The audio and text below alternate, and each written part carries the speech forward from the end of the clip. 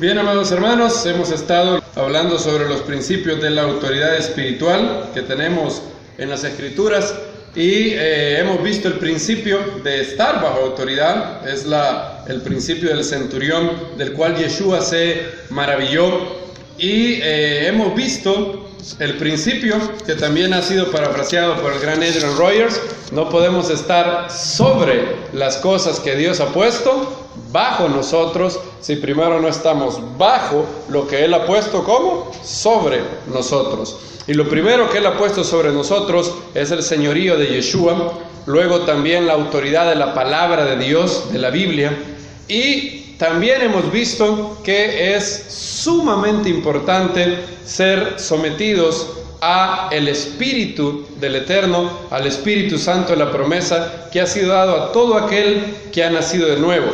El Shabbat pasado vimos la importancia del Espíritu, andar en el Espíritu, cómo andar en el Espíritu es la clave para cumplir la exigencia de la ley según Romanos 8:4, y vimos cómo desde el inicio de los escritos apostólicos al final de los escritos apostólicos se habla de la gran importancia del Espíritu del Eterno.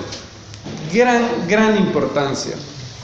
Es una pena que muchos creyentes puedan prescindir del Espíritu Santo. Lo veíamos la vez pasada. Francis Schaeffer dice: hay creyentes que tú no los oyes hablar de la obra del Espíritu en sus vidas. Pareciera que o no creen eso, o no han sido enseñados en cómo el Espíritu guía a las personas. Y hoy quiero hablar un poco de eso. Ya hablamos del sello del Espíritu y de andar en el Espíritu, y hoy quiero hablar de algo que está íntimamente relacionado, y es cómo ser guiados por el Espíritu. El maestro dijo esto en Juan. Este es un verso que, si yo hubiera estado presente, yo me hubiera escandalizado cuando el maestro lo dijo. Y él dijo lo siguiente: os conviene que yo me vaya. ¿Se pueden imaginar eso? Imagínense que ustedes hubieran sido parte de los 12 y el maestro les dice: les conviene que yo me vaya. ¿Cómo me va a convenir que el Yeshua se vaya? ¿No quisieran tener a Yeshua ustedes?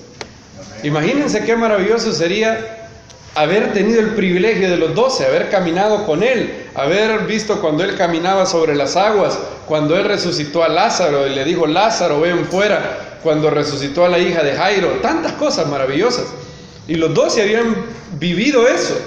Y el maestro les dice: os conviene que yo me vaya. ¿Cómo nos va a convenir que el maestro se vaya? ¿Cómo es posible que nos va a convenir eso? ¿De qué manera? Pregúntense, ¿de qué manera nos conviene que Él se vaya? Según Yeshua, según Él, hoy los discípulos de Él están un poquito mejor que cuando Él estaba aquí. Lo cual es así viéndolo directamente, es una locura casi. Si no lo hubiera dicho Él y lo dice cualquier predicador, tendríamos quizás problemas con el predicador. ¿Cómo me va a convenir a mí que Yeshua no esté aquí? ¿Les gustaría que Yeshua estuviera ahí sentado? Claro que sí. Imagínense qué maravilloso sería. Pero Él dijo eso. Digo, os conviene que yo me vaya. ¿Por qué? Si no me fuera, entonces el Consolador no puede venir. Y yo estuve pensando en qué sentido nos conviene que Él se vaya. Y lo vemos en la vida de los discípulos esto. ¿Cuántos años estuvo Yeshua con sus discípulos? 3 años. Ahora, ¿cómo dirían que es la vida de los discípulos en los evangelios? Son personas muy espirituales, muy lúcidos, llenos de motivos altos. No, ¿verdad? De hecho son bien duros. El maestro les explica una y otra vez, no entienden, están sellados un poco. Y cuando vemos el libro de Hechos, vemos a las mismas personas, al mismo Pedro, al mismo Juan, al mismo Jacobo, a los mismos. Es más, vemos a Felipe, los diáconos, y vemos algo increíble. Estas personas son totalmente nuevas. Por eso vemos la gran importancia del Espíritu Santo. La gran diferencia es, como el maestro lo dijo, verso 14 de Juan 14, el Espíritu de verdad, 14, 17, el Espíritu de la verdad, el cual el mundo no puede recibir, pues no lo ve ni lo conoce, vosotros lo conocéis, porque mora con vosotros, o sea, estaba en Yeshua, y estará en vosotros. Esa es la gran diferencia. Los evangelios, el Espíritu está con los apóstoles, en Yeshua. En Hechos, el Espíritu no solamente está con ellos, está como en ellos. Hay otro sentido en que nos conviene que el maestro se vaya. Fíjense qué curioso. Si Yeshua está con Pedro en Capernaum y Juan está en Jerusalén, Yeshua no puede estar al mismo tiempo en los dos lugares, ¿verdad? No puede. Yeshua está limitado en al tiempo y al espacio. Él no puede estar con ambos.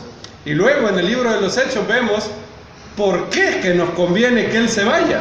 Claro, nos conviene más que Él regrese otra vez, ¿verdad?, a la tierra, y todos estamos esperando la segunda venida. Ahora, mientras eso viene, Yeshua dice que si nos dan a elegir tener a Yeshua aquí, pero no tener el Espíritu Santo en mi corazón, una opción, y segunda opción, que el Maestro se vaya, pero que el Espíritu Santo esté en mi corazón, ¿cuál es mejor según el Maestro? La segunda. ¿No es maravilloso esto? Y es increíble. Eso nos da a entender la importancia del Espíritu. De hecho, Él dice esta promesa que para mí es preciosa. En el verso 18, el Eterno me trajo esto esta semana: no os dejaré huérfanos, vendré a vosotros. Fíjense qué promesa más maravillosa. ¿Se ha sentido huérfano espiritual alguna vez? Todos alguna vez tenemos el síndrome de orfandad espiritual. Esto es sentirnos solos. Eso es lo que más golpea, nos dicen los psicólogos, a un huérfano.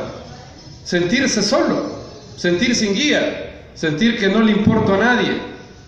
Y eso mismo, espiritualmente hay orfandad espiritual. Sentir que a nadie le intereso, que no sé qué tengo que hacer, dónde ir, cómo vivir, qué elegir, qué decisión tomar. La vida sin el Espíritu Santo es orfandad, dice el Maestro. Si yo me voy y no manda el Espíritu Santo, están, como dice el Maestro, huérfanos. La vida sin el Espíritu Santo es huérfano. Y lastimosamente, algunos podemos ser huérfanos espirituales por elección. Teniendo el Espíritu del Eterno, no somos guiados por el Espíritu. Sin el Espíritu. Lea el libro de los Hechos. Lea el libro de los Hechos. Yo no estoy leyendo en este momento Lucas y primer libro de Samuel y Proverbios. Esos son los libros que estoy leyendo en mis como devocionales, se le llama eso, diarios, en mis momentos de lectura bíblica.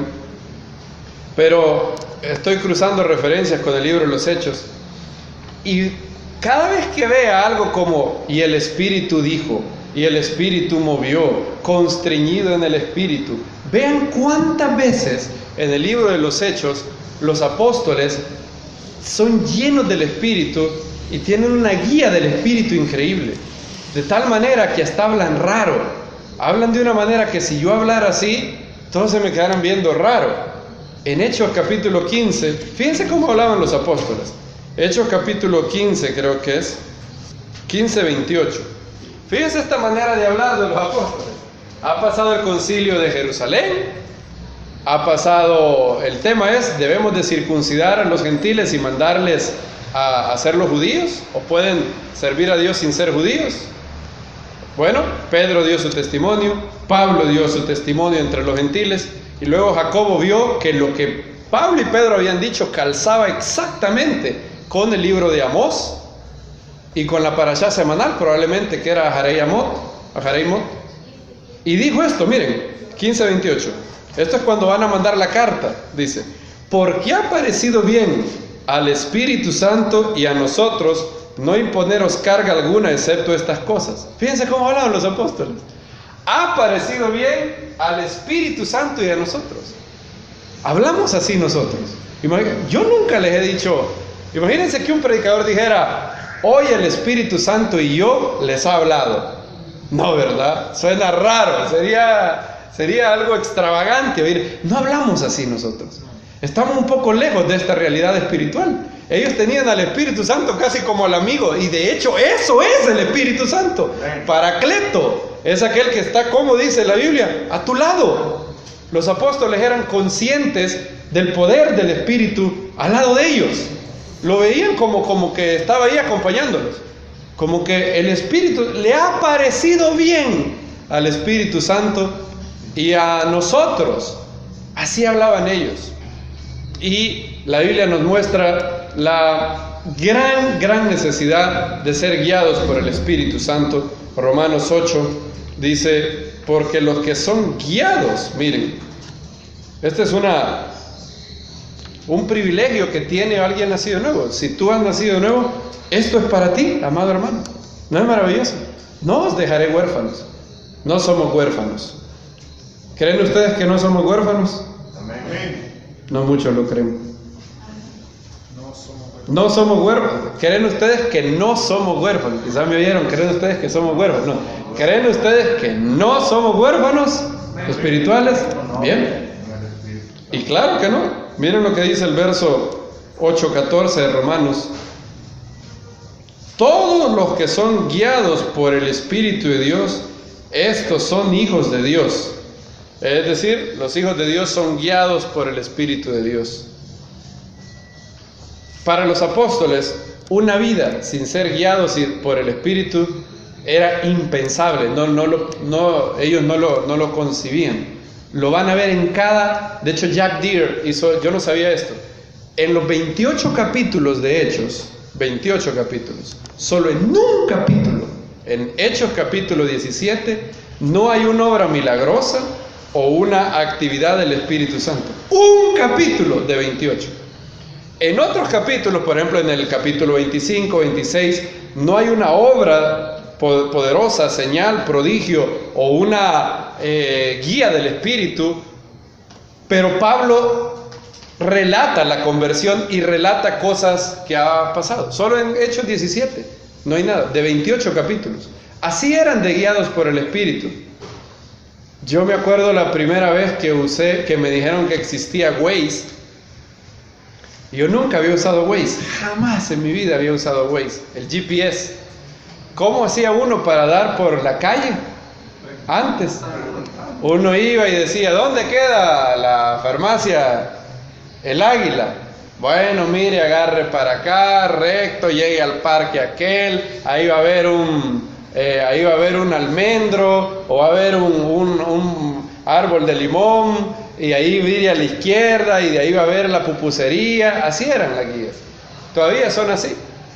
Pero un día alguien me habló de Waze y me dijeron que uno podía poner a dónde quería ir y lo llevaba, hasta le hablaba y le decía a una mujer ahí, vira en 1 kilómetro, vira a la derecha.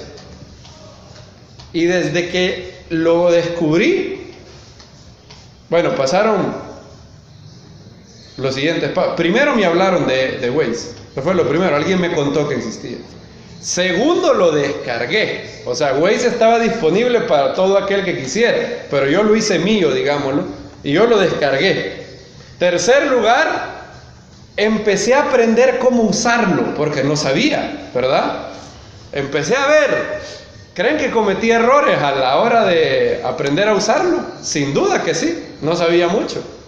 Y luego con el uso, con la práctica, ahora lo puedo usar bien. Ahora, yo al día de hoy me sorprendo de que haya gente que se sube en un carro sin Waze. Para mí es inconcebible eso. Inconcebible. Yo no lo entiendo. Yo no entiendo. Si usted va sin Waze, yo me quedo, no, ¿por qué? Se va a ir a meter. Waze te avisa incluso si hay tráfico. Si ha habido antes no había manera de saber eso. No existía manera. Hoy si yo vengo de mi casa para acá y ha habido un choque en una vía, Waze me dice, aquí no, vete por este otro lado. Y es un invento increíble. De hecho, un judío, entiendo que lo hizo. Y un creyente tiene algo todavía más poderoso que Waze. tenemos al Espíritu Santo en nosotros y podemos ser guiados. Podemos, si queremos. ¿Uno puede no ser guiado por el Espíritu? Claro que sí.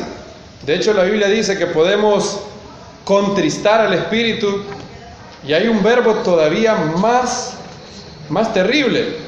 Y yo creo que he sido partícipe de este pecado. Está en 1 Tesalonicenses 5:19, bien fácil. No apaguéis al Espíritu. Esa fue la orden de Pablo. No apaguéis el Espíritu. ¿Cuántos hemos hecho eso? Hay que buscar perdón de Dios por haberlo hecho. No apaguéis el Espíritu. Ahora, no estamos hablando de no ser arrebatados. Claro que ser arrebatados no es de Dios. La Biblia habla de ser prudentes muchas veces. No estoy hablando de eso. Cuando Pablo lo dice, habla del Espíritu con E mayúscula, el Espíritu Santo. No apaguéis el Espíritu. En otras palabras, ¿puedo yo apagar la obra del Espíritu Santo en mi vida? Sí, puedo hacerlo. El Espíritu Santo es un caballero. No abre la boca cuando no le preguntan. No da consejos que no le piden. Nada de eso.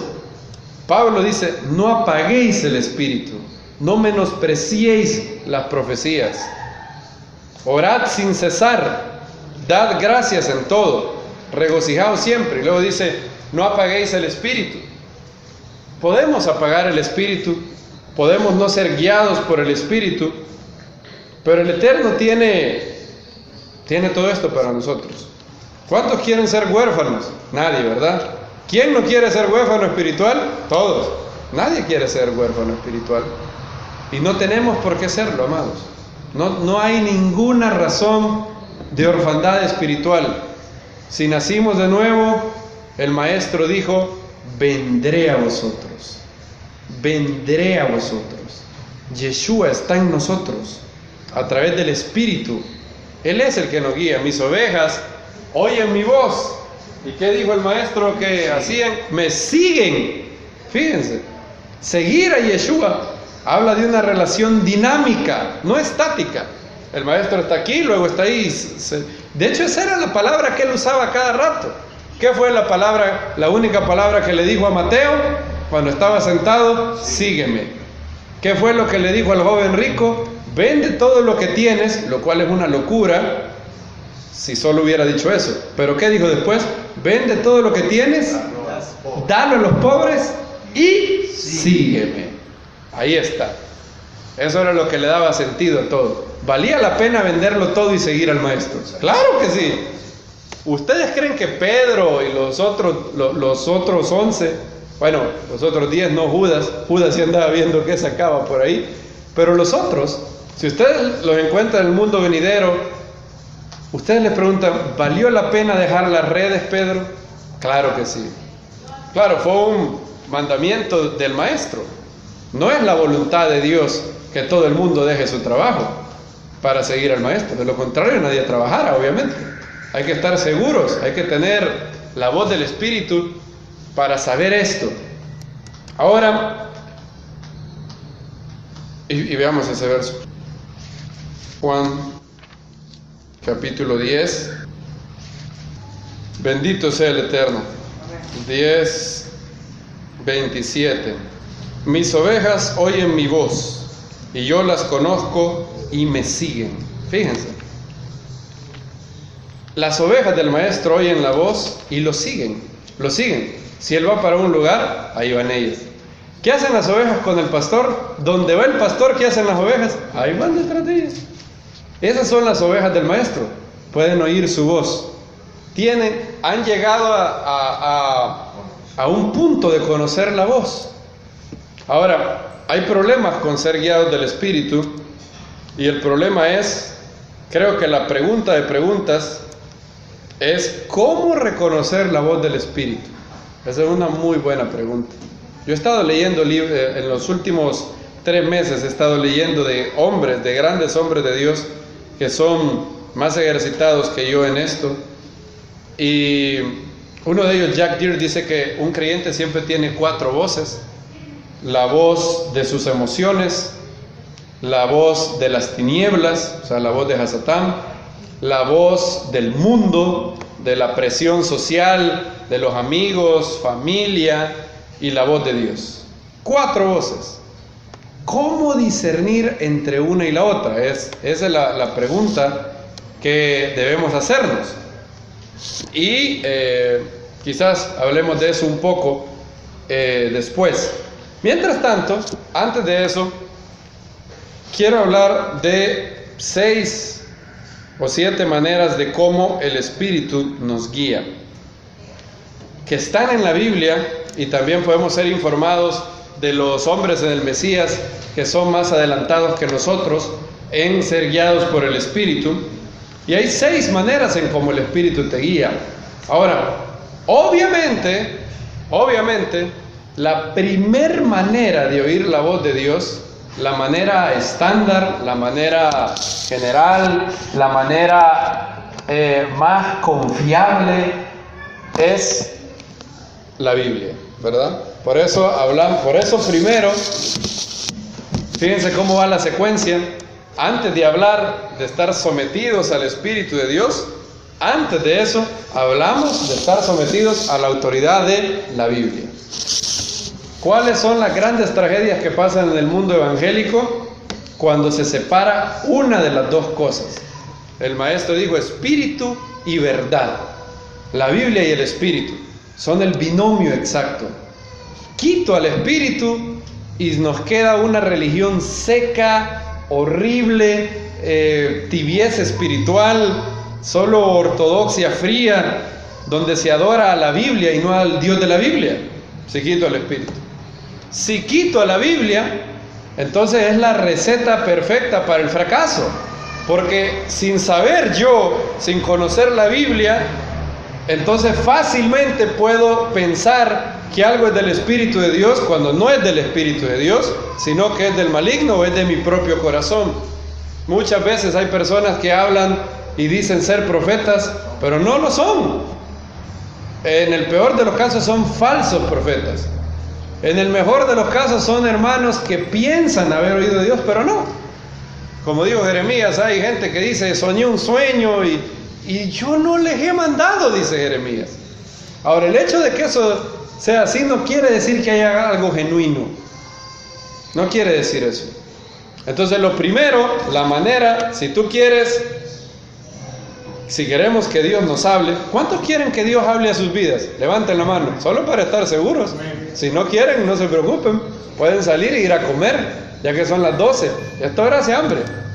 Si no quiere que Dios le hable, pues no se quede. Pero si quiere que Dios le hable, bueno, vamos con la ayuda del Espíritu a verlo el día de hoy.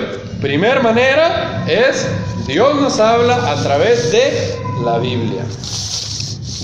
De hecho, si no hacemos acaso a lo que la Biblia dice, no esperemos que Dios nos hable de manera más específica.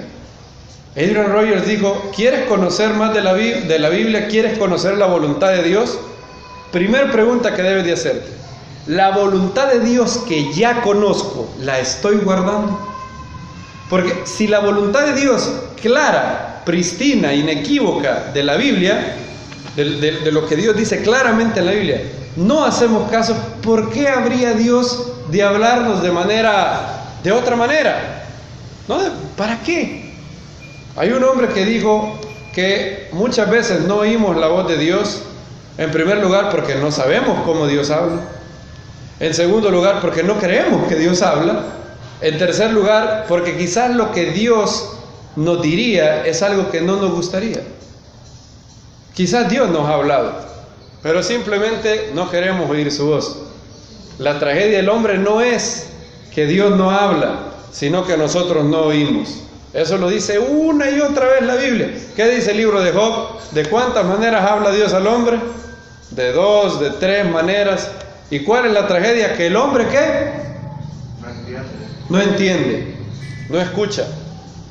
Hay muchos creyentes que son... Jack Deere, en su libro Sorprendido por la voz de Dios, tiene un capítulo que se llama Confesiones de un deísta bíblico. Así se llama el capítulo. Yo me identifiqué muy bien con él.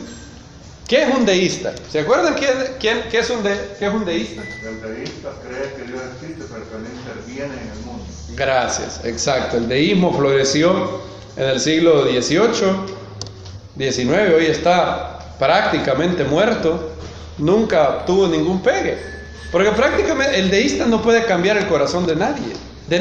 El deísta adora la razón. Dice, Dios existe, claro que Dios existe. Dios creó al mundo, es un Dios maravilloso, creó todo. Miren qué tan maravilloso es que creó todo y de ahí nos dejó. Así es de maravilloso el Dios del deísmo. Y los deístas decían, Dios creó todo el mundo, pero una vez que lo creó, así como un relojero le dio cuerda al reloj y ya no interviene. No hay milagros, no hay revelación, nada de eso. Dios nos ha dejado una guía, decían los deístas, como Voltaire, Jean-Jacques Rousseau, Jefferson, Benjamin Franklin, Thomas Paine, eran los deístas más famosos. Ellos decían, ¿qué tienes tú? La razón. La razón. Miren qué maravilloso, la guía, la razón. Adoraban la razón. De hecho, en Francia se adoraba la razón. Cuando se dio la Revolución Francesa, incendiaron templos por las atrocidades de la Iglesia Católica, y estaba mal lo que la Iglesia Católica hacía. Pero luego llegaron los revolucionarios y estaban peor. Instauraron una imagen. ¿Y saben a qué daban culto? A la razón. Tenían una imagen de la razón, un culto a la razón, a la religión universal de la razón. La razón, ¿sirve para muchos la razón? Sirve para muchos sin duda, pero la razón es insuficiente. La razón es insuficiente. La Biblia dice que sin revelación somos como ciegos que andamos así. Dice Pablo, porque quizás, aunque palpando, puedan hallarle. Pablo describe a una persona sin la Biblia, sin la revelación de Dios, como un ciego que anda así. Ciego totalmente. Por eso el rey David, después, en el Salmo 19, de contemplar la hermosura de la creación de Dios, inmediatamente transiciona a la Torá del Eterno es perfecta. La revelación general en la creación es muy maravillosa, pero no nos dice mucho qué hacer. Por medio de ver los cielos tú puedes saber que hay un Dios. Eso sabes tú. Pero más allá de eso, difícilmente. Y ¿cuántos creyentes serán deístas? Yo me temo que aquí muchos somos deístas. O hay muchos deístas aquí. Deístas bíblicos. Deístas que creen que el único milagro que Dios puede hacer hoy, o el que hace, es el nuevo nacimiento. Dios te da el nuevo nacimiento y después, ve cómo le haces. Yo ya te salvé, nos vemos en el mundo venidero. Mientras tanto, ahí te queda. Bueno, en caso que necesitas algo, ahí está la Biblia. El Eterno puede hablarnos. J.P. Morgan dice, el Eterno tiene varias maneras de hablarnos extra bíblicamente. O sea, la primera manera de cómo Dios nos habla es a través de la Biblia. Pero hay ocasiones que necesitamos una guía más específica, más personal, más clara de circunstancias que no están en la Biblia. La Biblia dice, el que no trabaja, que no coma. Pero la Biblia no me dice qué negocio tengo que poner yo. La Biblia no me dice qué carrera tengo que estudiar. La Biblia dice que me tengo que casar con un creyente, no con un incrédulo. Pero la Biblia nunca me dice con quién debo de casarme. La Biblia me dice la voluntad general para todo el mundo. Por eso es maravillosa, es objetiva, es cierta para todo el mundo. Pero hay cosas que el Eterno reservó para ser reveladas por el Espíritu a cada creyente. Por eso el maestro no dijo, si me fuere, les mandaré un libro perfecto. ¿Dijo eso el maestro? No dijo eso. No os dejaré huérfanos, les dejo la Biblia. ¿Dijo eso el maestro? No. Y no es menospreciar la Biblia. Por eso yo ya hablé en la vez pasada de la increíble importancia de la Biblia. Espero que no me malinterpreten. De hecho, hay una unión perfecta entre el Espíritu y la Biblia. Vean lo que dice el ministerio del Espíritu Santo en Juan 16:13. Dice, en la versión textual está muy bien. Aquí la Reina Valera no tradujo bien. De hecho, se dejó guiar por el Textus Receptus, que tiene otra preposición. Y aquí está mucho mejor. Dice, tenemos Juan 16:13, amados hermanos. Dice, pero cuando venga aquel, el Espíritu de la verdad, os guiará en toda la verdad. Miren la preposición, en toda la verdad. La Reina Valera tiene otra preposición, ¿verdad? ¿Cómo dice la Reina Valera? A toda la verdad. O sea, según la Reina Valera, ¿cómo la traduce? Es, la verdad está allá, mírenme bien. Allá está la verdad. Y el Espíritu viene y me guía hacia ella, ¿verdad? O sea, digamos, si yo estoy, la verdad está en San Salvador y el Espíritu me dice, ve hacia allá. Me guía hacia la verdad. Pero el maestro no dijo eso. El manuscrito más antiguo dice, en toda la verdad, lo cual es distinto. Estás en la verdad y dentro de la verdad el Espíritu te guía. Primer paso para que el Espíritu te habla, devorar la Biblia. Ese es el primer paso. Nada de lo que vamos a ver de las 6 formas en que Dios habla fuera de la Biblia pueden ser separadas de la Biblia ni contra la Biblia, ninguna de ellas. George Mueller, el gran hombre que leyó, yo leí que eran 200 veces, otros dicen distinto, no sé, pero no importa eso mucho. Digamos que fueron 100, otros dicen que fueron 200. Yo leí que habían sido 200. Pero 100 o 200 veces no importa. Él leyó la Biblia 100 o 200 veces, muchas veces de rodillas. Y él dijo, si tienes el Espíritu Santo te guiará conforme a la Biblia y nunca contra la Biblia. Y es por eso los grandes problemas de los ministerios pentecostales, carismáticos, porque ahí se le da más peso a lo que yo creo que el Espíritu dice y de lo que dice la Biblia. Y esa es la receta para el fracaso. En toda la verdad. O sea, digamos que si esto es un edificio, creo que el doctor Ketriel lo ejemplificó así una vez, otra cosa, no esta, pero es una buena analogía para esto. Este edificio, digamos, se llama la verdad, ¿ok? Y nosotros estamos en la verdad. Bien, el Espíritu Santo te guía. Si tú estás dentro de la verdad, Él te guía. Él te guía. Primer paso para oír la voz de Dios, orar. Abrir la Biblia, pero no abrirla como un texto académico, no abrirlo como un ejercicio intelectual de conocer más, para ver qué excusa saco en la Biblia, cómo me justifico, cómo condeno al otro hermano, para saber más que el otro, sino con la única finalidad de decir, Padre, háblame el día de hoy, háblame a través de la Biblia, haz que tus palabras sean vivas en mí. Que no sea letra muerta, porque la letra mata, pero el Espíritu que dice, vivifica.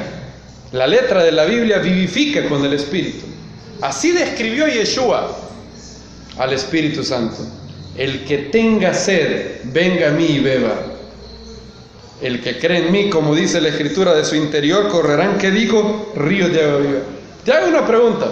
Los que estaban ahí, donde él estaba, ¿eran personas perdidas del mundo o eran personas que estudiaban mucho la Biblia? ¿Dónde dijo el maestro eso? ¿Dónde estaba el maestro en Juan 7:37? En el templo.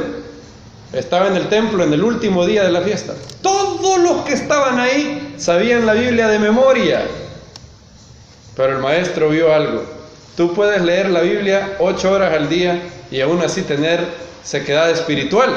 Y dijo, y no fue un susurro, él gritó. Dice la Biblia que se puso en pie, alzó la voz y dijo, imagínense ese grito en el templo. Ustedes dirán, qué oso. Sí, así estamos acostumbrados a tener vergüenza. El maestro no tenía vergüenza. Tan poca vergüenza tenía que murió por nosotros públicamente. Billy Graham decía que por eso él llamaba a las personas a que pasaran públicamente a confesar al maestro. Y cuando le preguntaban, ¿y por qué tengo que hacerlo públicamente? Él decía, porque el Mesías murió por ti públicamente. Y si él no tuvo pena por ti, tú no debes de tener pena por él. El que me confesara, como dijo, delante de los hombres, yo le confesaré delante de mi Padre. Miren, delante de los hombres, dice ahí. Y enfrente de todos dijo: el que tiene sed, venga a mí, beba, como dice la Escritura, de su interior correrán ríos de agua viva. ¿Y eso decía de qué? Del Espíritu Santo que habían de recibir los que creyeran en Él. A personas que tenían la Biblia, que habían estudiado la Biblia desde su juventud. Uno puede tener la Biblia y no oír la voz de Dios. ¿Cuál es la clave? Rey David dice: abre mis ojos. Yo puedo ir a la Biblia con los ojos del corazón cerrados y perderme lo que Dios tenía para mí. Entonces la primera manera de cómo Dios nos habla es a través de la Biblia, a través de predicaciones, a través de enseñanzas, obviamente, de saber la voluntad general de Dios para mi vida. Ahora, hay circunstancias que son demasiado específicas en donde el Maestro nos dio el Consolador, Paracleto en griego. El ministerio del Espíritu son 5 cosas. En primer lugar, os enseñará. Miren lo que dice el verso 26, 14-26. Dice: pero el Paracleto, el Espíritu Santo, a quien el Padre enviará mi nombre, Él os enseñará todas las cosas y os recordará todo lo que os dije. Tenemos 2 ministerios aquí. El Espíritu enseña y recuerda. Él te trae a memoria algo que estaba en ti que tú no sabías, y enseña. Por eso el Espíritu Santo también dice que en el caso, ese es el ministerio del Espíritu Santo para el creyente. Para el no creyente, el Espíritu Santo da convicción de 3 cosas. ¿De qué da convicción? De pecado, de justicia y de juicio. Os enseñará. Las palabras de la Biblia yo las puedo predicar, pero solo el Espíritu Santo las imparte en el corazón, las sella en el corazón. Solamente el Espíritu. Hay personas que pueden estar aquí y oír lo mismo que yo digo, pero si el Espíritu no penetra en el corazón y graba las palabras, no se las lleva. El Espíritu Santo os enseñará todas las cosas.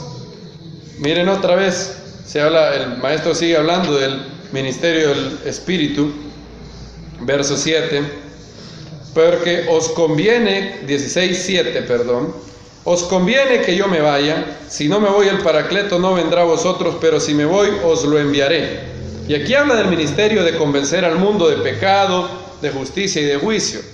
Y vean lo que dice el verso 13, Juan 16:13. Pero cuando venga aquel, el Espíritu de verdad, os guiará en toda la verdad. Aquí tenemos otro verbo. Este es el verbo que Pablo utiliza. Guiará, ¿verdad? En otras palabras, fíjense cómo va la progresión. Lo primero que el Maestro dijo es: enseñará. El Espíritu Santo te enseña las palabras de la Biblia. Las funde en tu corazón. Ya no son externas a ti. Las interiorizas, te ilumina la Biblia. Y esa verdad es tuya. Tú la tienes en tu corazón y dará fruto. Enseñará. Luego recordará. El Espíritu Santo trae a la memoria cosas que has olvidado y que son importantes para sanar, para muchas cosas. Tercer verbo que utiliza: os guiará en toda la verdad. Porque no hablará por su propia cuenta, sino que hablará cuanto oirá. Y oigan el siguiente ministerio: os anunciará las cosas que han de venir. Oigan, es otro. O sea, el Espíritu del Eterno, aquí tenemos 4. Os enseñará todas las cosas, os recordará, os guiará en toda verdad y os anunciará las cosas que han de venir. El Espíritu Santo te puede prevenir de algo que está por venir en tu vida. Noten que todo esto es hecho por el Espíritu del Eterno. Es importante esto, porque Dios le ha dado a cada cosa su rol. El Mesías tenía que morir por nosotros. La Biblia tiene un rol importantísimo, pero también el Espíritu del Eterno. No podemos separar espíritu y verdad. Es una tragedia cada vez. Es como cuando se separa un átomo. ¿Qué pasa cuando se separa un átomo? Se hace una gran explosión. Así se hace la bomba, ¿cuál? La bomba atómica. Si se separa un átomo. Y cuando se separa el Espíritu Santo de la Biblia, y recuerden que ¿quién inspiró la Biblia? El Espíritu Santo. ¿Cómo se puede separar? No deberíamos de separarlo. Y hay varias maneras en cómo el Espíritu nos guía. Y quiero verlas un momento con ustedes. Si quieren anotar puede ser, no hay problema, si no estará disponible después en la página de nuestros hermanos. Pero quiero hablar, hay más maneras, pero me voy a limitar y no las vamos a ver todas. Estas son 6 maneras de cómo, 6 o 7, no sé, 6 o 7 maneras de cómo el Espíritu Santo nos guía. La primera es, ¿cuál pongo primero? No sé cuál poner primero. Vamos a poner, aclaro, no va en orden de importancia. No es que la primera es más importante, no va en orden de importancia. La primera es lo que se ha llamado, grandes hombres como J.P. Moreland y Jack Deere la llaman las impresiones del Espíritu Santo. El Espíritu Santo habla a través de impresiones en tu espíritu. Impresiones. Hay otras, se podría utilizar otra palabra, pero vemos esto en los escritos apostólicos varias veces. ¿Qué es una impresión? Primero veamos ejemplos. ¿Quieren? Vamos a ver ejemplos y luego vemos el concepto o los conceptos. Por ejemplo, miren este verso, Marcos, vamos a ir al Evangelio de Marcos. Marcos 1:12, por ejemplo. El Espíritu del Eterno acaba de venir en forma de una palomita sobre el Maestro. Y miren el verbo que utiliza. Marcos 1:12. ¿Lo tenemos? Amén. Dice, enseguida el Espíritu lo impulsó al desierto. Miren el verbo, lo impulsó al desierto. ¿Quién lo impulsó? El Espíritu. En otras palabras, es un impulso del Espíritu a tu espíritu. Otro verso. Ahora, siempre Marcos, capítulo 2, me parece. Sí, 2. Este es bien bonito, lo vamos a leer todo. Este es un verso muy bonito, capítulo muy bonito. Hay muchas cosas que hablar aquí, pero no las vamos a hablar todas. Pasado algunos días volvió a entrar en Capernaum, se oyó que estaba en casa, y se reunieron muchos, de modo que ya no había sitio aún frente a la puerta, y él les hablaba la palabra. Y vienen, y entre 4 le traen un paralítico. O sea que habían 4, ¿cuántas personas involucradas? 5, ¿verdad? El paralítico más los otros 4. 4 le traen a un paralítico. Y dicen, pero al no poder entrarlo por causa de la multitud, levantaron el techo encima de donde él estaba, y luego de hacer una abertura bajaron el catre donde yacía el paralítico. Viendo Yeshua la fe de ellos, dijo al paralítico, miren, antes de esto, no es el tema, pero paréntesis, ¿se fijaron en eso? La fe de ellos. Yo me preguntaba, yo durante años me había preguntado, y creo que el Eterno me reveló algo hace poco cuando leí ese verso.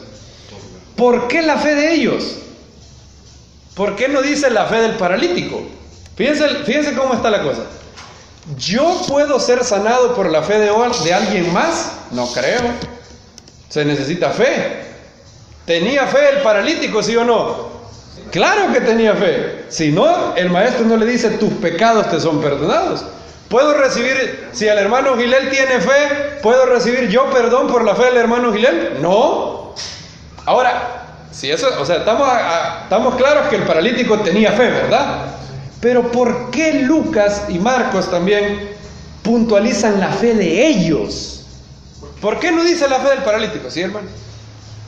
Yo creo que esa es hay más que hablar de eso, pero yo creo que una de las razones esta es la manera de los evangelios de hablarnos del poder de la fe colectiva. Este es el punto. Porque no bastaba que dijera, viendo la fe de los que subieron al paralítico, porque el paralítico tiene que tener fe. Eso nos habla de fe individual, cada uno. El paralítico tiene que tener fe, de lo contrario no es, tus pecados te son perdonados. Pero con uno que tenga fe, no es lo mismo que tengan varios fe. Esto sucedió en Capernaum. ¿Qué pasó en Nazaret? En Nazaret fue todo lo contrario.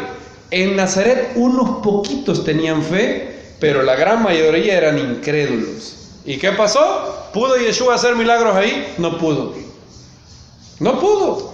Dice Marcos 6:5. No pudo hacer ahí ningún milagro. El maestro. ¿Te puedes imaginar lo terrible que es la incredulidad? El mismo hombre que tenía poder para sanar llegó a una congregación de incrédulos y no pudo sanar a nadie. Dios nos libre de ser una congregación así, amados hermanos. Que pueda venir un gran hombre de Dios y no se sane nadie por nuestra incredulidad. Dice, y no podía hacer ahí ningún milagro, excepto que sanó a unos pocos enfermos. Y estaba asombrado por la incredulidad de ellos. Noten la fuerza de la fe colectiva, viendo la fe de ellos. No es lo mismo que yo tenga fe, o que el hermano Balmore tenga fe, o que el hermano Francisco tenga fe. La fe de ellos, dice la Biblia. La fe de ellos, viendo la fe de ellos. Yeshua no vio solamente la fe del paralítico, vio la fe de ellos. Habla también de una unión, no de desunión. Sí, la fe, la unión. Ahora, ese no es el punto, eso es una exhortación a tener fe, que vamos a procurar crecer en la fe, ¿verdad, amados hermanos? Bien, sigamos. Pero ahí sentados había algunos de los escribas y cavilaban en sus corazones. Ahora, no dijeron nada. Ellos, todo fue en su corazón. Porque habla este diciendo, ¿por qué habla este así? Blasfemia dice, ¿quién puede perdonar pecados si no solo Dios? Miren lo que dice el verso 8. Al instante, percibiendo Yeshua en su espíritu que cavilaban de este modo, esta es una impresión del espíritu. Dice que él percibió en su espíritu. Es una conciencia de algo de manera no así lo define J.P. Moreland. J.P. Moreland esta es la definición de él en su libro A Simple Guide to Experience Miracles. Dice, este es otro ejemplo de impresión del espíritu. Una conciencia de algo de manera intuitiva, es de manera no verbal. Algo que Dios te hace saber a tu espíritu sobre lo que Él quiere que tú hagas. Eso es una impresión del espíritu. Conociendo, percibiendo en su espíritu. El maestro tenía tanto dominio de las impresiones del espíritu que un día le tocaron los tzitzit y dijo, ¿quién me ha tocado? Alguien me tocó. ¿Y qué dijo el maestro? Yo percibí que salió poder de mí. Fíjense qué increíble. Increíble. Fíjense qué curioso. Él no sabía quién lo había tocado. Eso no lo sabía. Pero sí sabía que había salido poder de él. O sea, él tenía más conocimiento espiritual que el conocimiento de quién lo había tocado. Y vemos los verbos que utiliza la Escritura. Lo impulsó, el impulso del Espíritu. Marcos 1:12. Ahora la percepción intuitiva, sobrenatural. Noten que esto no es derivación lógica. No es que los escribas pusieron una mueca así y entonces Yeshua, bueno, están bravos, deduzco yo que están diciendo, porque no había manera que Yeshua supiera. Es decir, si yo tengo esta cara, si yo estoy predicando y yo me le quedo viendo así, usted lo único que puede saber por su intelecto natural es, este hombre está enojado. Pero no hay manera de que Yeshua haya podido saber lo que cavilá. Dice, ¿por qué caviláis estas cosas en vuestros corazones? Él supo, él percibió en su espíritu lo que había en sus corazones. Más versos que hablan de la impresión del espíritu es Lucas. Un día el hermano Francisco me lo comentó y me lo reveló, es muy bonito. Lucas 2:26. Simeón le había sido revelado, ¿por quién? Por el Espíritu Santo. ¿Cómo? No se nos dice, puede ser que un profeta, o puede ser de otras maneras. Dice, le había sido revelado por el Espíritu Santo que no vería la muerte antes que viera el ungido del Señor. Fíjense, él tenía el Espíritu y le había dicho, no vas a ver la muerte antes que veas el Mesías. ¿Qué dice el verso 27, amados hermanos? ¿Cómo dice?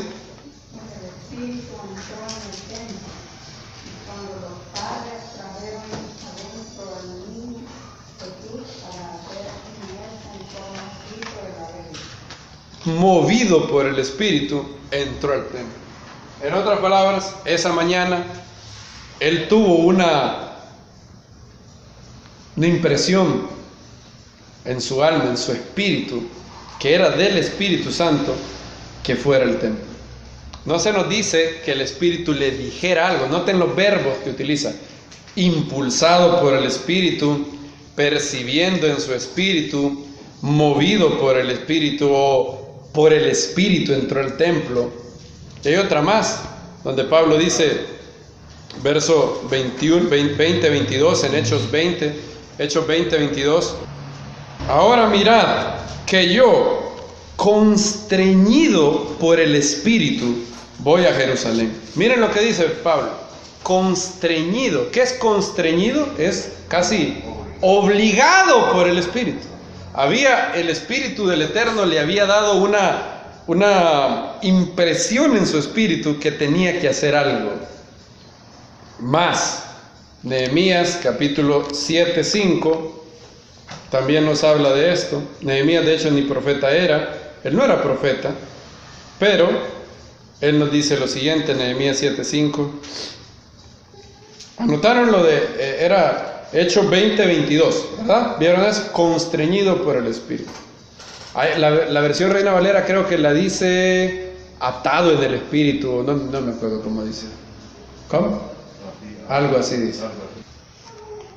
Nehemías 7:5 dice: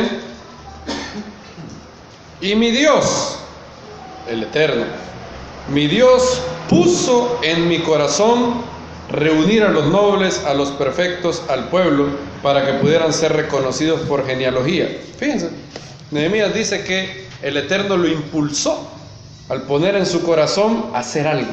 El Espíritu te puede poner en tu corazón a hacer algo. Ahora, esta es la definición que Jack Deere, en su libro Sorprendido por la Voz de Dios, dice: por impresión me refiero a la influencia del Espíritu Santo en nuestros sentimientos, nuestros sentidos físicos o nuestra mente. Esto difiere de cuando el Espíritu dice frases completas o incluso palabras a nuestro espíritu. Las impresiones carecen de la precisión de las oraciones o de las palabras. Las impresiones sobrenaturales del Espíritu Santo son similares a la intuición en un sentido, en que ambos comunican conocimiento directo, sin ninguna inferencia lógica para respaldar ese conocimiento. En otras palabras, ¿cómo sé que yo sé? No sé. Los que estudian epistemología en filosofía entienden que no es necesario saber cómo yo sé algo para saber que sé eso. Dice Yeshua que sabiendo en qué dice, es su espíritu. Sabiendo, ¿cómo lo sabe? No sé. Es conocimiento, los filósofos hablan de eso, conocimiento directo. Hay conocimiento que es derivado. Bueno, todos los humanos son mortales, Isaac es humano, por lo tanto es mortal, ¿verdad? Modus ponens, reglas de la lógica de Aristóteles. Pero hay conocimiento directo. Si los filósofos ejemplifican eso como si tú ves una manzana, tú tienes un conocimiento directo mediante tus sentidos de lo rojo de la manzana. Si te preguntaran, ¿y por qué? ¿Cómo conoces que la manzana es roja? Dirías simplemente, porque la estoy viendo, simple y sencillamente, es conocimiento directo de tus sentidos. Bueno, hay sentidos espirituales. El maestro supo en su espíritu. Sigue diciendo Jack Deere. Ahora dice, las impresiones del Espíritu Santo son diferentes a la intuición. Son diferentes a la intuición en cuanto a su origen. Una impresión divina nos llega del Espíritu Santo, mientras que la intuición normal surge del interior de nuestro espíritu y nuestro intelecto humano. En ese sentido son diferentes. La impresión del Espíritu no es inferencia lógica, es algo que el Espíritu Santo pone para hacer, puede ser a tus sentimientos, todo eso puede ser. Ahora, si alguien es un deísta bíblico, dirá, eso se oye subjetivo, eso se oye, yo no creo eso. Fíjense qué curioso. Pero la Biblia dice claramente 4 veces, movido por el Espíritu, constreñido en el Espíritu, sabiendo en su espíritu, impulsado por el Espíritu. ¿Qué puedes hacer con eso? La Biblia, es decir, yo creo estas cosas, amados hermanos, porque la Biblia lo dice. No por otra cosa, la Biblia lo dice. Tendría yo que negar la Biblia. Ahora, hay gente, Jack Deere dice algo muy cierto, y yo me puse a pensar, yo caí en esa categoría muchas veces. Él dice, hay creyentes que tienen más fe en la capacidad del diablo para confundirlos que en la capacidad de Dios para guiarlos. Por ejemplo, la Biblia dice claramente que Hasatán había puesto en el corazón de Judas vender al maestro. ¿Dice eso la Biblia? Bien. Ahora, nadie le cuesta creer eso. Fíjense qué curioso. A nadie le cuesta creer que pregunto, ¿el diablo puede poner pensamientos en la mente de un creyente? ¿Puede el diablo? Pregunto, ¿y puede Dios? Obvio que sí, ¿verdad? Pero hay creyentes que no tienen ningún problema en pensar, el diablo le puso eso en el corazón. Sí, no, el diablo puede hacer eso. Pero si usted llega a donde esos creyentes, fíjese que el Eterno puso eso en mi... subjetivo, la Biblia. Ese era yo hace años. Todo aquello que dijera medio subjetivo, yo decía, no. Ya va a venir un loco y me va a decir que tuvo un sueño de las 7 serpientes. No, decía yo. Cerrado. Yo era un deísta bíblico, en muchos sentidos. No del todo, pero casi. Deísta light, digamos. Deísta bíblico. Curioso. Impresiones. Estas son las impresiones del Espíritu. Ahora, usted estará diciendo, ¿y cómo hago para diferenciar cuando la impresión es de mi espíritu, de mi intelecto? Porque también podemos ser confundidos, ¿verdad? Es una muy buena pregunta, pero no la vamos a contestar ahorita. Vamos a seguir mejor viendo las otras maneras que el Espíritu tiene de que hablar, y luego vamos a considerar algunas guías. Ahora, voy a dar una guía, una de las guías que J.P. Morgan da. Él dice que si hay algo en tu espíritu, ahora, aclaro, nadie que no sea nacido de nuevo puede saber esto. O sea, si alguien no ha nacido de nuevo, esto no es para él. Tiene que nacer primero del Espíritu para ser guiado por el Espíritu. Ahora, si alguien es nacido de nuevo, esto está a la disposición de cada uno de los que están aquí. Yo espero que lo crean, queridos hermanos. ¿Creen ustedes que esto está a su disposición? Solo un amén hubo. ¿Creen ustedes eso, amados hermanos? Bien. Recuerda que por tus palabras serás justificado y por tus palabras serás condenado. ¿Creen eso? Bien. J.P. Morgan tiene esta regla. Él dice que hay veces ha tenido impresiones del Espíritu. Y él dice, ¿estoy 100% seguro que sean del Espíritu? No. Él dice que su regla es que si está 70%, 65% seguro que es del Espíritu de Dios, él elige creer en Dios y creer que es del Espíritu de Dios, salvo una excepción. Si hay una y me hubiera servido mucho saber esto antes a mí. ¿Cuántos errores no hubiera cometido?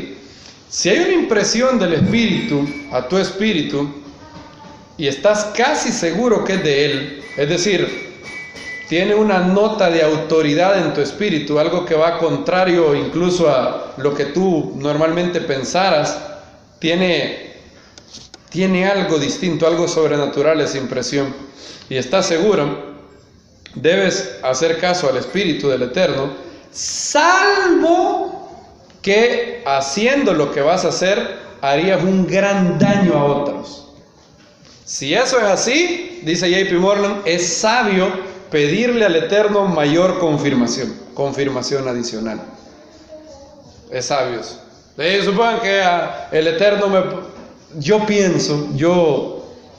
creo que el Eterno me ha puesto algo, pero al decirle eso a un hermano, voy a hacer gran daño.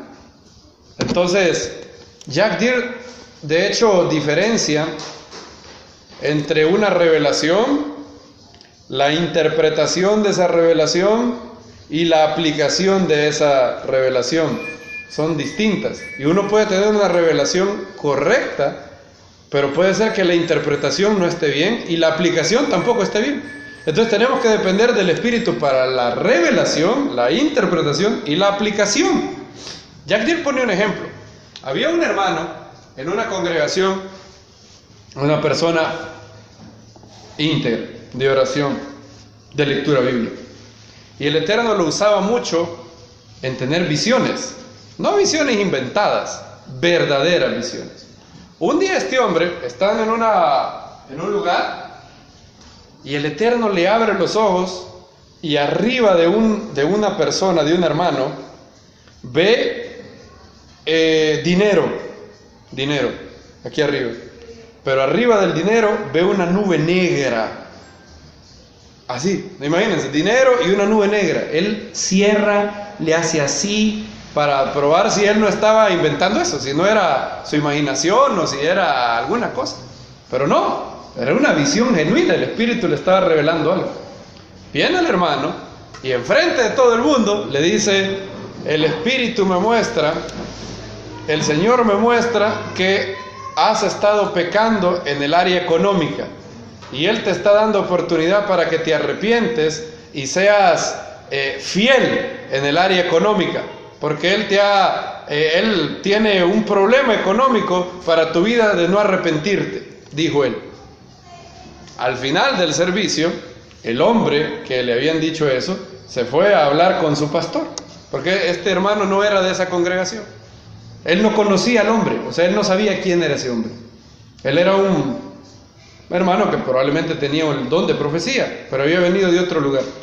Y el hermano que le habían dicho eso enfrente de todo el mundo, fue a hablar con su pastor. Y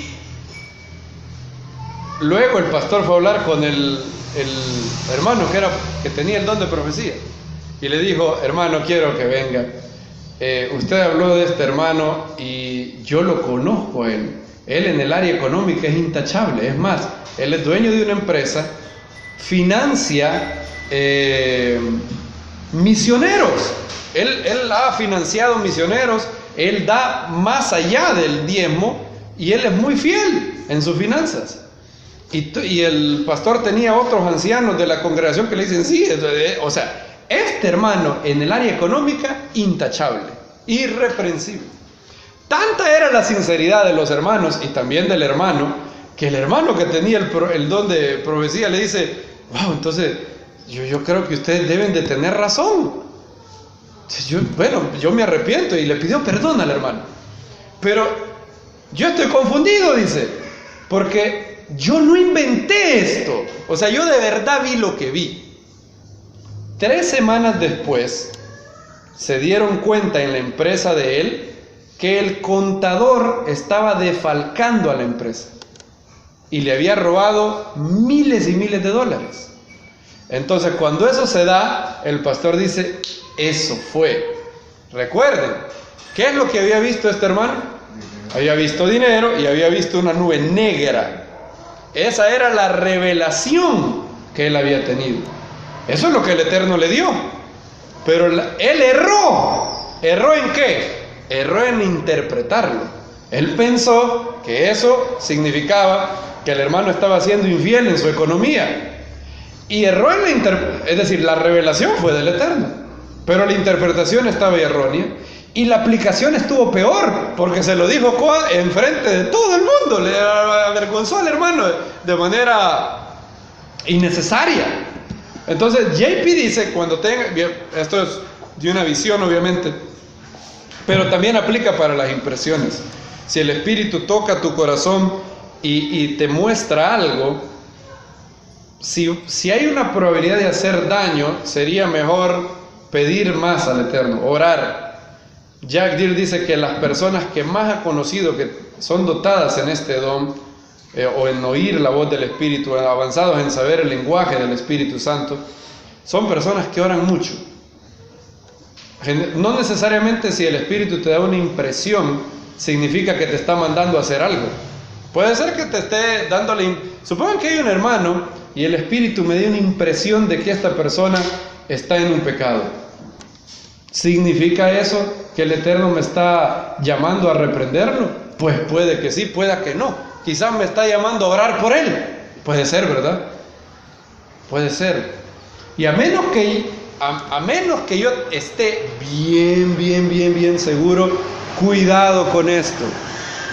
solamente esta nota de precaución haría mucho bien en las iglesias proféticas. Imagínense a lo que dijo el hermano que le habían dicho, mire, yo recibo que... Oh, por Dios. ¿Se acuerdan lo que dijo el hermano Nelson? Terrible, ¿qué es eso? Además, yo dudo que eso haya sido el Espíritu. Yo creo que era de la propia imaginación de las personas. Y es una buena regla. Si la impresión del Espíritu viene y al creer que viene el Espíritu no le hace daño a nadie, bueno, no hay problema. Pregunto, ¿qué daño hacía Simón yendo al templo? ¿Dañaba a alguien?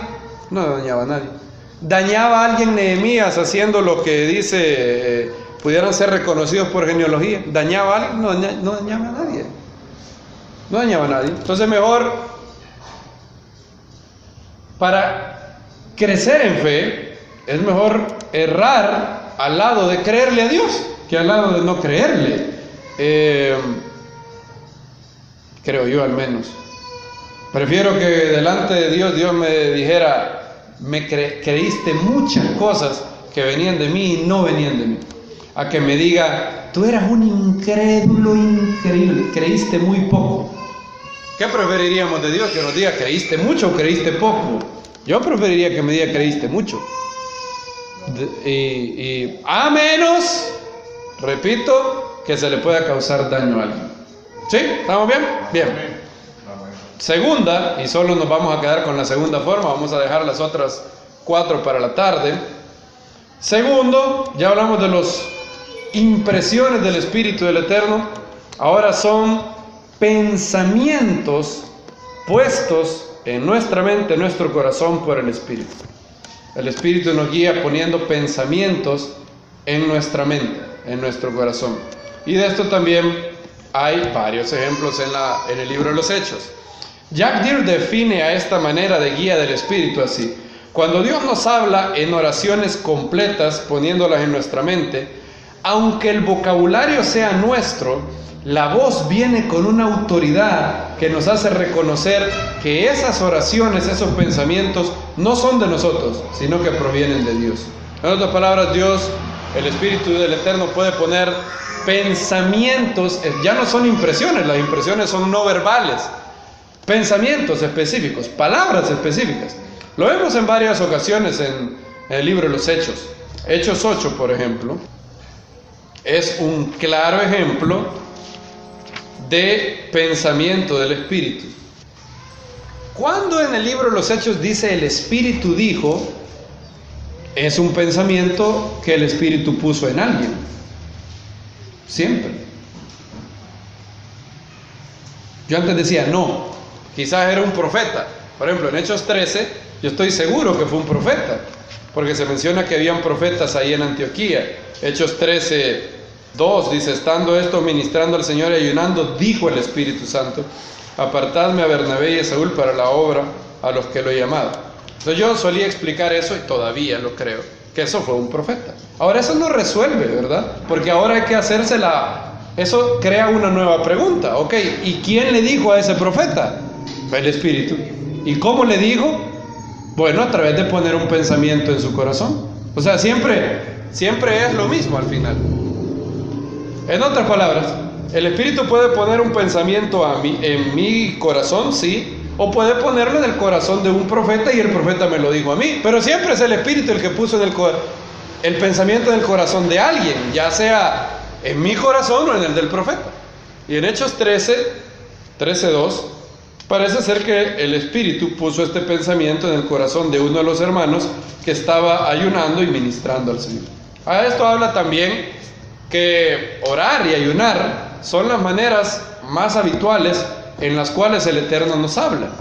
En periodos de oración, donde hemos buscado al Eterno, viene un chispazo a tu mente que no viene de ti, que tiene una textura sobrenatural, te deja en tu espíritu una sensación de autoridad que no viene de ti.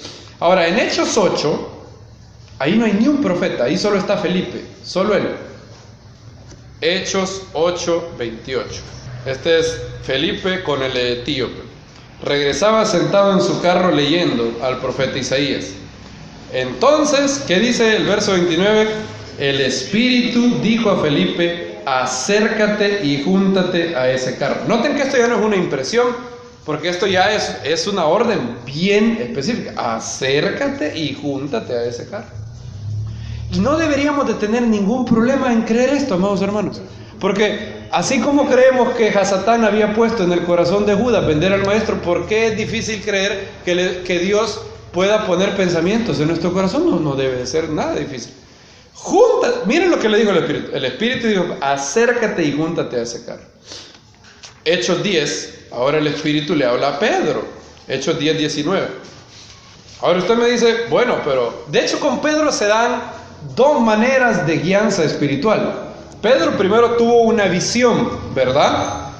Sí. Hechos capítulo 10 del 9 al 16 describen la visión de Pedro. Fue una visión de, ya ustedes saben, de los cuadrúpedos, los animales en el lienzo y todo. Verso 16. Visión. Ok.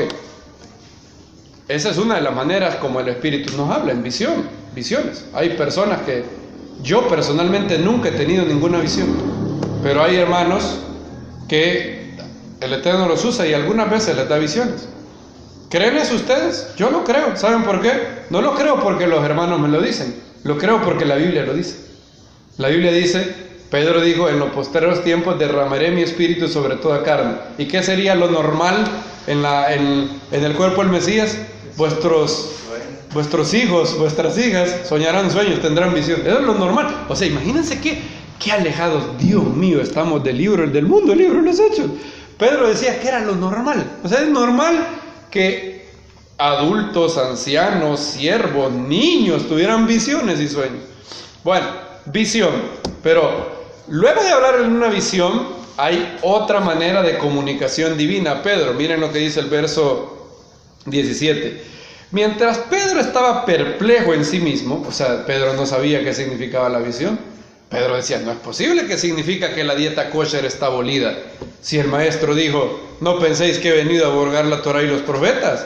¿O será que ya pasó eso? Oye, Pedro estaba perplejo.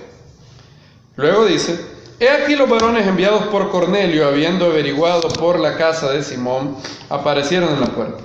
Llamando preguntaban: ¿pos aquí Simón al que llaman Pedro? Miren lo que dice el verso 19. Pensando Pedro en la visión, el Espíritu dijo: he aquí 3 varones te buscan, levántate, baja y ve con ellos sin dudar, porque yo los he enviado. Fíjense eso, o sea, toda una gran orden, todo un mandamiento. Y dice la Biblia que lo dijo ¿quién? El Espíritu. El Espíritu que habitaba en Pedro. Aquí no hay profeta. Yo no puedo decir un profeta le dijo a Pedro, porque Pedro está solo. Pedro está ahí, él solo fue el que vio la visión. Y el Espíritu Santo que mora en Pedro le dijo: ve con ellos sin dudar. Pensamientos del Espíritu. Pensamientos del Espíritu Santo. Había una hermana, se llamaba Robin Munzik, y esta hermana había tenido mucho dolor abdominal, dolor horrible, mucho dolor. Le hicieron algunos exámenes, habían doctores que temían que podía ser endometriosis se llama eso, y le hicieron una cirugía. En marzo de 1995, Robin, eso fue después, antes de eso le hicieron una cirugía. Le hicieron cirugía para todo, pero el dolor no paraba. Es más, el dolor seguía peor.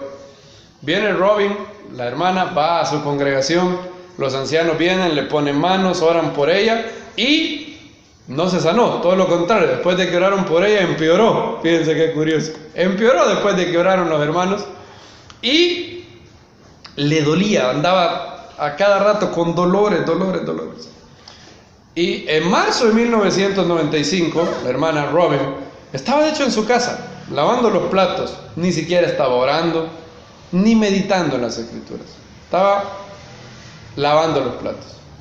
Y dice ella que una frase tan clara como una voz audible invadió su mente. ¿Y qué fue la frase que invadió su mente? Esta fue la frase que invadió su mente: en 4 meses quedarás embarazada. Esa fue la frase. Sin haber estado ella no estaba pensando en embarazarse. Ella no estaba pensando quiero en un embarazo. De hecho, solo estaba con un gran dolor. Y no estaba orando, no estaba meditando. Es decir, el Espíritu puede hablar cuando estamos orando y meditando, claro que sí, pero en el caso de ella no, ¿verdad? Y estarás embarazada en 4 meses. Fue una frase que invadió su mente. Ella sabía que era la voz del Eterno. De hecho, lo sabía porque había tenido una misma sensación meses antes, cuando el Espíritu le había dicho: tu hermano se sana este fin de semana. Y de una enfermedad muy fea. Y exactamente para el lunes ya no tenía nada, su hermano en la carne.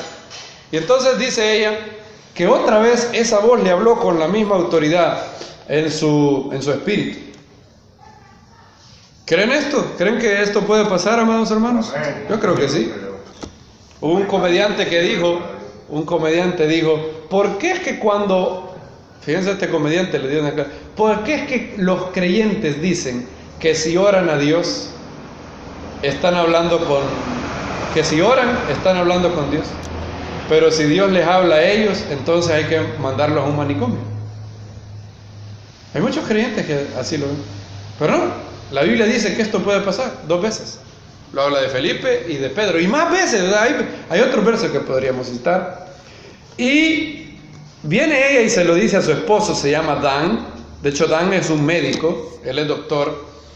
Y estaban muy, muy contentos, porque desde hace mucho tiempo, ellos habían intentado tener un hijo, pero no se había podido.